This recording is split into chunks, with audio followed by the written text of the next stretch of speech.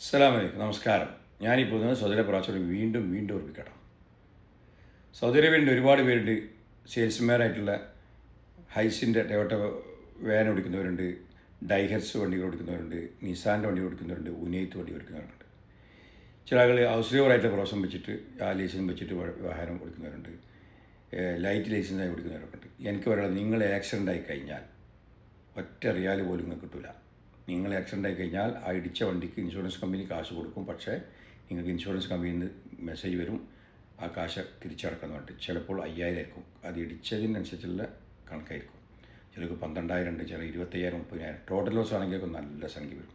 അപ്പോൾ എത്ര പറഞ്ഞാലും നമ്മൾ മലയാളികൾക്ക് മനസ്സിലാവില്ല. കാരണം ഇത്ര വട്ടം ഞാൻ പറയാറുണ്ട്, നിങ്ങൾ സായിക്ക് ശകന സഗീർ എന്നുള്ള പ്രൊഫഷൻ ഈ കാമയിലാക്കണം. എന്നാൽ ആ ലൈസൻസ് കിട്ടും, മീഡിയ ലൈസൻസ്. എന്നാലേ വണ്ടി ഓടിക്കാൻ പാടുള്ളൂ.